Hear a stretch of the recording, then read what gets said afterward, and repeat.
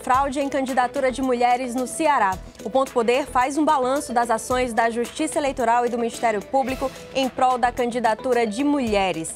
E a gente fala ainda do encerramento da CPI da Covid e recebe a deputada Augusta Brito. É agora.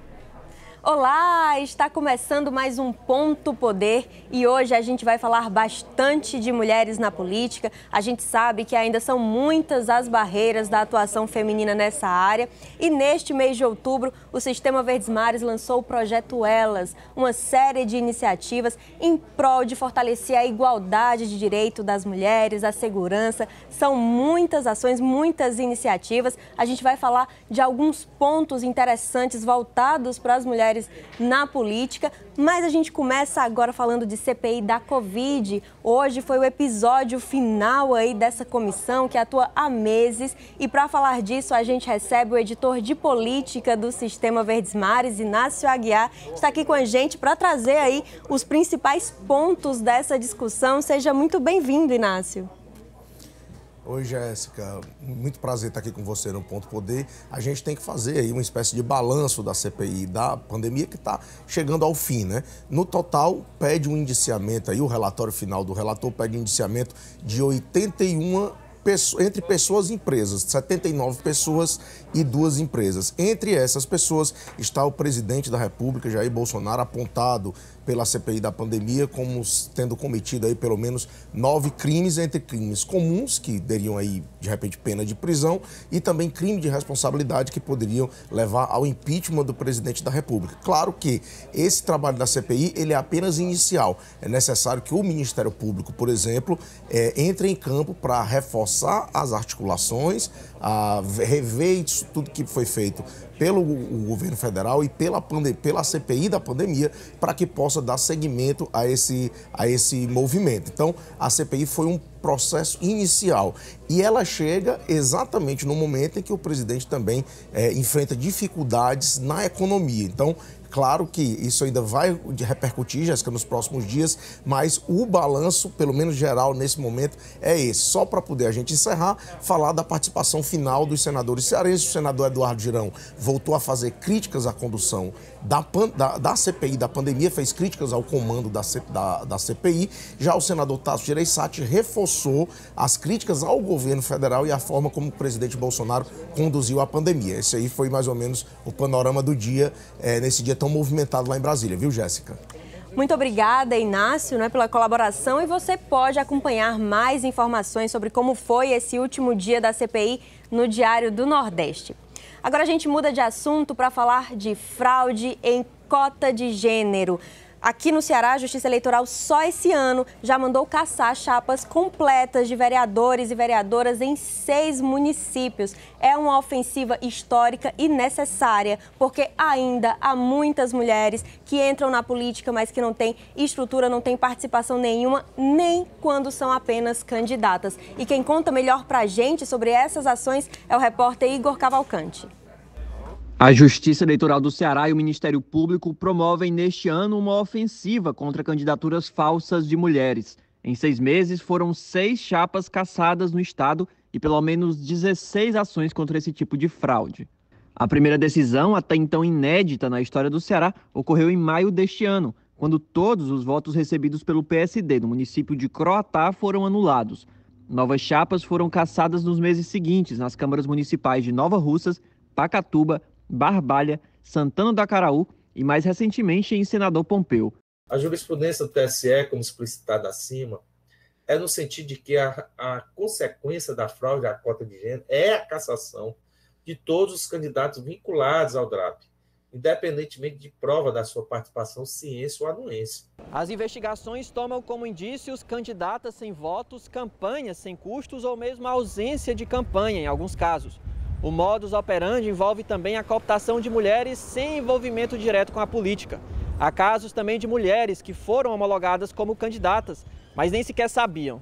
O primeiro filtro que a Justiça Eleitoral faz é quando ela analisa o registro de candidatura, principalmente o registro do partido, o demonstrativo de registro de atos partidários, e verifica numericamente se aquele número está correto, aquela reserva foi obedecida. O Ministério Público, durante a campanha, né, ele analisa se as candidaturas são viáveis, se elas estão se desenvolvendo. A Justiça Eleitoral julga administrativamente o registro, com base em números, e depois o Ministério Público Eleitoral, assim como outros partidos, podem analisar se, mesmo que os números iniciais tenham sido obedecidos, se esses números correspondem a candidaturas reais e não fictícias. No fim, o objetivo da fraude é burlar a cota de gênero, já que a Justiça estabelece que pelo menos 30% de uma chapa para eleições proporcionais devem ser preenchidas por mulheres. Para o promotor Emanuel Girão, que coordena o Centro de Apoio Eleitoral da Procuradoria-Geral da Justiça, a tendência nos próximos anos é de que esse tipo de fraude diminua.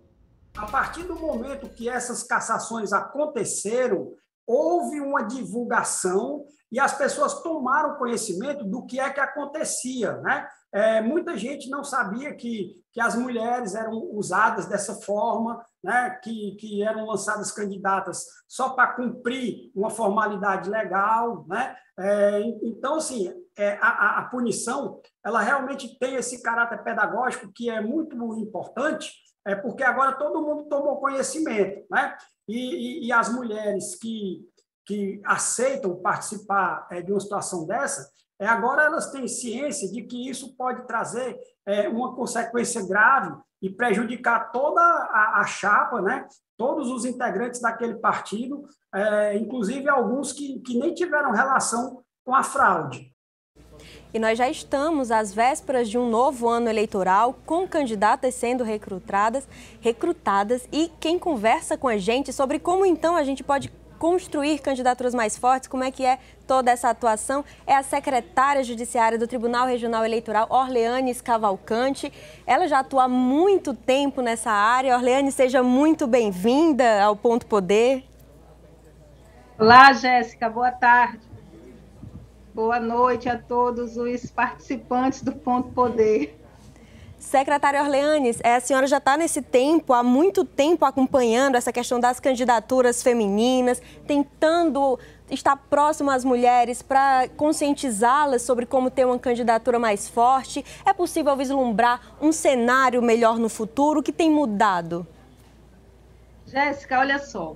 Primeiro, a legislação evoluiu bastante de 1997, quando a lei dizia apenas que deveria ser reservado os 30% para um dos gêneros, né, um dos sexos. No caso, a minoria sempre foi feminina. Aí, em 2009, a legislação já evolui e diz, não, agora não basta mais reservar, é necessário preencher 30% dessas vagas. Mas somente em 2019, o TSE assume uma postura de cassação para pôr limites a essas fraudes que eram recorrentes. E não havia nada sigiloso quanto a essas fraudes. Os próprios partidos diziam abertamente que colocavam candidaturas fictícias, chamadas candidaturas laranjas, devido ao desinteresse das mulheres em participar da política. E, a partir dessas cassações pelo TSE em 2019, os tribunais regionais e, na eleição municipal, os juízes eleitorais partiram para a cassação dessas candidaturas quando ficava provada a fraude. Agora, é necessário traçar aí um limite entre o que realmente é uma candidatura fictícia e quando há o desinteresse, a renúncia da candidata. Não se trata aqui de uma caça às bruxas, não é isso.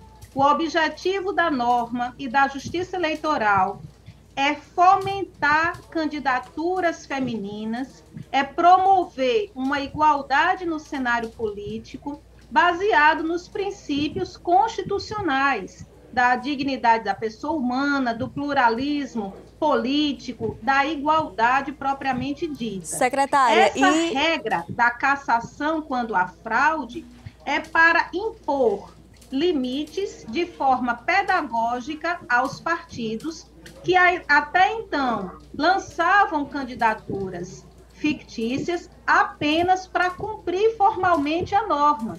A partir de então, os partidos passam a entender que eles precisam, sim, promover candidaturas femininas.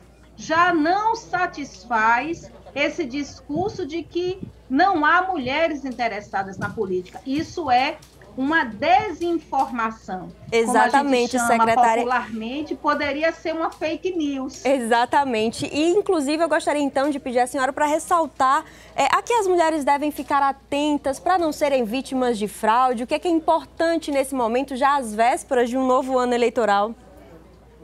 O primeiro ponto é analisar o partido ao qual elas estão filiadas e lançar candidaturas propositivas.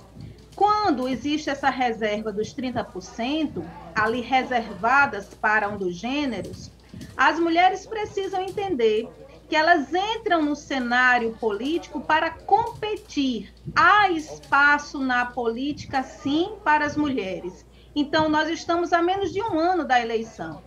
Hoje, a mulher tem que procurar um partido que apoie a sua candidatura. Já tem que pensar e formular suas propostas de campanha para serem competitivas, sim. E perguntar ao partido ao qual estão filiadas a medida do apoio que esse partido dará à sua candidatura.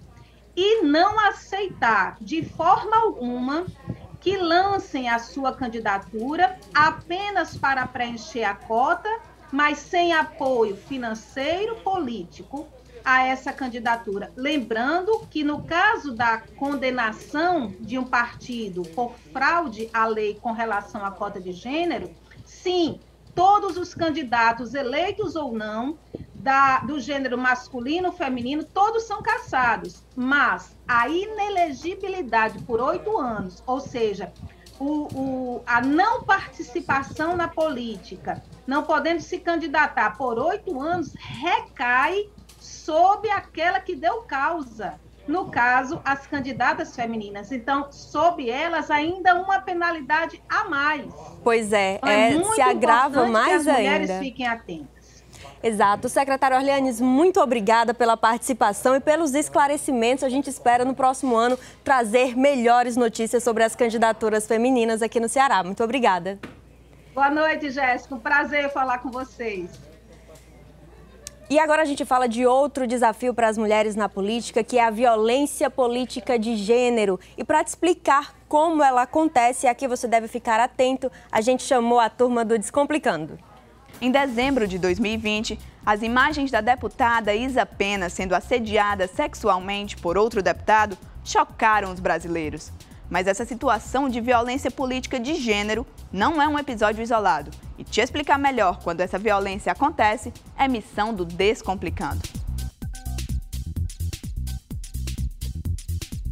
A violência política ocorre quando pessoas eleitas, candidatas ou pré-candidatas sofrem intimidações, agressões psicológicas e discriminações.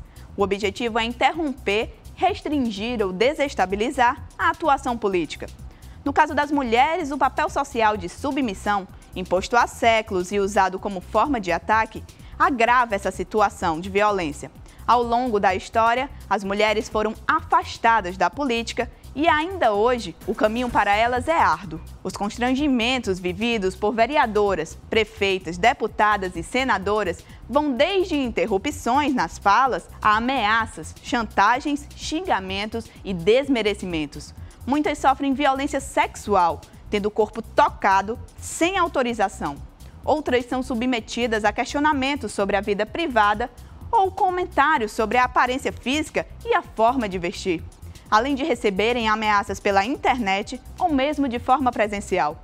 Um levantamento do jornal O Estado de São Paulo mostrou que das 50 mulheres que concorreram a prefeituras em 2020, 44 relataram violência. Do total, 88% disseram ter sofrido violência política de gênero e 72% acreditam que os episódios prejudicam a campanha. A violência psicológica é a mais recorrente e é na internet onde as mulheres são mais atacadas. Há cada vez mais ações contra a violência política de gênero, desde leis a campanhas da Justiça Eleitoral. Vale lembrar que denúncias de caso de violência podem ser feitos para o número 180 e, no caso de violência política de gênero, também para o Ministério Público. Até o próximo Descomplicando.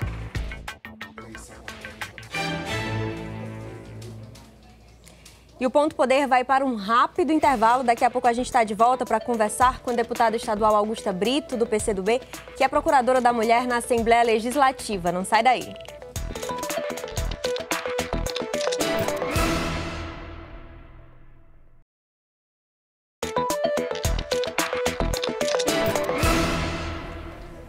Ponto Poder está de volta e agora eu tenho a companhia da repórter de política do Sistema Verdes Mares, Luana Barros, que está aqui para esse momento em que a gente vai falar um pouco mais desse papel das mulheres na política, justamente no projeto do Sistema Verdes Mares, o projeto Elas, que é uma iniciativa bem ampla de fortalecer a luta das mulheres por igualdade de direito. É uma ação que a gente está vendo em diferentes plataformas, não é, Luana? E não só nas plataformas jornalísticas, mas ganha o mundo com outras ações. Exatamente. O projeto Elas é um projeto aqui do Sistema Verdes Mares que se iniciou agora em outubro e busca fortalecer a luta das mulheres na manutenção dos seus direitos. A programação do projeto Elas segue até dezembro, como você falou, em todos os veículos de comunicação aqui do Sistema Verdes Mares, discutindo diferentes assuntos como desigualdade de gênero, os desafios no mercado de trabalho e a participação feminina na política, que é o que a gente vem discutindo nesse programa e em outros pontos poderes também, né? Exatamente. E olha só, quem vai conversar mais com a gente sobre isso, a gente tem um prazer imenso de convidar como parte desse projeto a deputada estadual Augusta Brito. A deputada Augusta Brito, ela é inclusive procuradora da mulher na Assembleia Legislativa, tem atuado em várias causas para defender as mulheres, ela atua na questão da violência contra a mulher e é uma voz muito importante de a gente ouvir. É um prazer imenso recebê-la aqui nesse programa. Olá, deputada, seja muito bem-vinda ao Ponto Poder. Prazer é meu, obrigada pelo convite, obrigada a todas e parabéns pela iniciativa de ter essa programação sendo pautada, né, de uma forma muito responsável por duas profissionais, aliás, por vários profissionais, especialmente a nossa repórter também, mulher, e que faz todo um diferencial na forma que aborda, na forma de tratar esses assuntos que eu acho de suma importância. E, deputada, a senhora começou a sua atuação fora da política, nesse trabalho próximo à sociedade, atuou junto à população antes de se tornar prefeita de Graça, se tornar prefeita em São Benedito, deputada. Mas eu gostaria de saber como foi essa decisão. Foi fácil decidir sair da atuação mais social e disputar um mandato político de fato? Não, na verdade não foi fácil, né? Eu não pensava, né, em estar diretamente dentro da política com mandato, né? Porque eu acredito que a gente faz política em tudo, né? No dia a dia, nas ações, a gente precisa da política para verdadeiramente ajudar não só, né, as pessoas que estão ali no nosso ciclo de convivência familiar, mas a outras pessoas. Então, eu não pensava, né, de forma alguma de estar com mandato lá no início, né, da minha vida como enfermeira. Enfim, eu muito mais amava e abraçava minha profissão, né, de estar ajudando as pessoas de uma forma, não só pela profissão da enfermagem, né, na questão do cuidado, da assistência, mas especialmente da convivência e da forma humana de como tratar as pessoas que chegavam até uma unidade de saúde, até um hospital precisando aí de uma ajuda mais direcionada em relação à saúde, né, que é a questão da enfermagem. Deputada, a senhora foi pioneira aí no cargo de liderança do governo, né? Foi a primeira líder do governo na Assembleia. A casa, inclusive, do Legislativo Estadual, nunca teve uma presidente, por exemplo. Para a senhora, quais são as dificuldades, mesmo depois de eleita, para uma mulher chegar nesses cargos de destaque no Legislativo? Bem, como eu falei na pergunta anterior, eu nunca pensei em estar com um cargo político, né? A minha primeira oportunidade foi de disputar como uma candidata a prefeita, né, de um município de 15 mil habitantes, que para mim já tinha todos os obstáculos, né, que são construídos. A política ela vem sempre ali beneficiando, ou privilegiando, né, não diria beneficiando, privilegiando a questão do homem, né, do homem estar nos espaços de poder. Então, foi um desafio muito grande. e logo depois a gente conseguiu também ser reeleito no mesmo município e ver essa proposta, que eu gosto de dizer assim, um desafio, né, de ser candidata a deputada estadual. Nunca pensei, né, de uma grande responsabilidade de ter a oportunidade de ser candidata e muito menos de, quando está com esse mandato, fazer com que ele realmente seja um mandato que represente, que as mulheres se identifiquem com ele.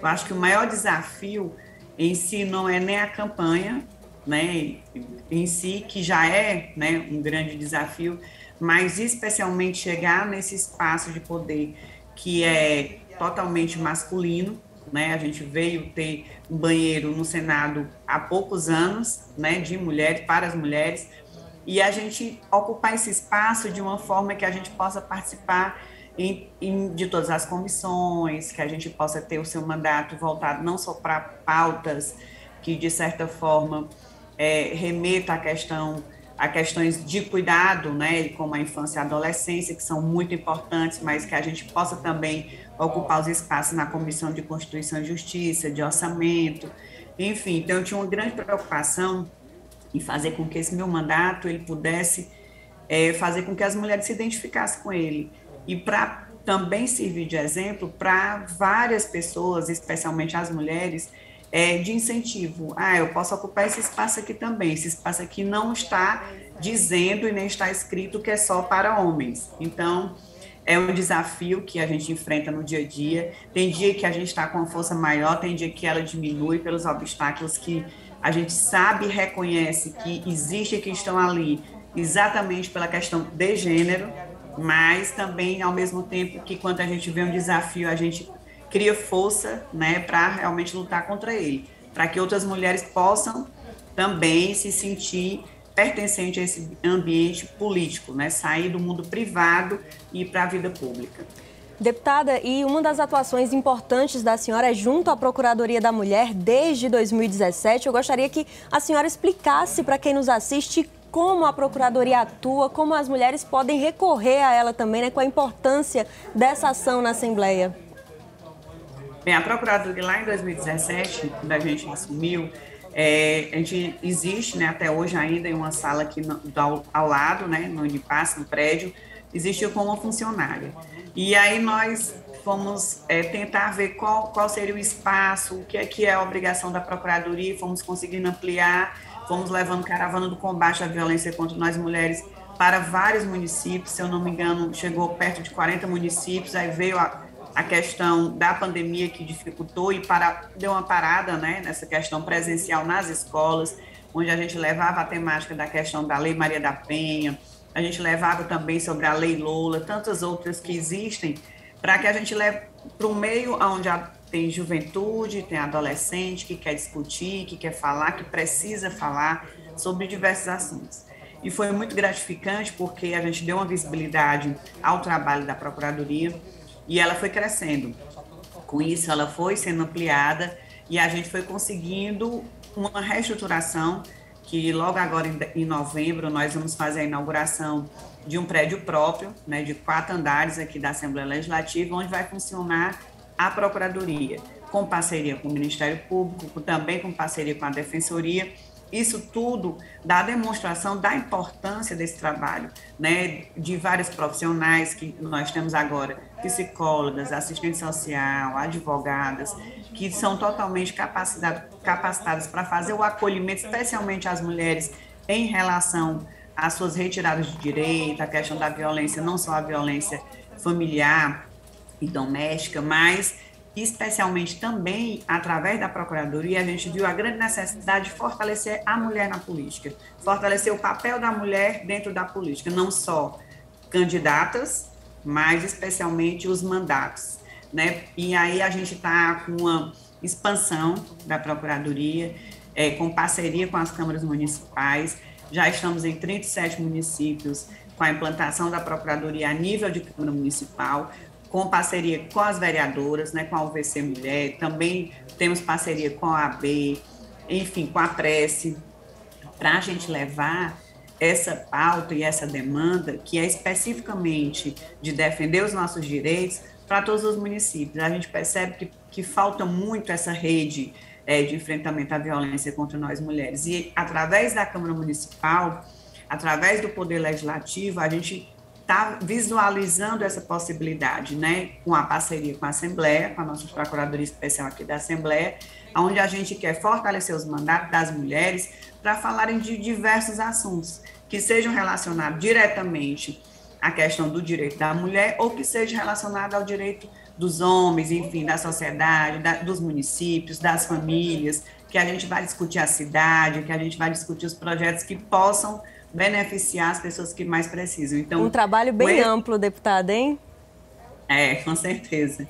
E com a esse gente está tentando aí interiorizar, né, a Procuradoria. Pois é, um excelente trabalho. Claro, você pode acompanhar mais sobre a trajetória da deputada Augusta Brito. Amanhã no Diário do Nordeste temos essa entrevista e muito mais outras perguntas. A gente vai ficando por aqui. Muito obrigada pela sua participação, pela companhia aqui no Ponto Poder. Luana, muito obrigada por estar conosco hoje e até mais.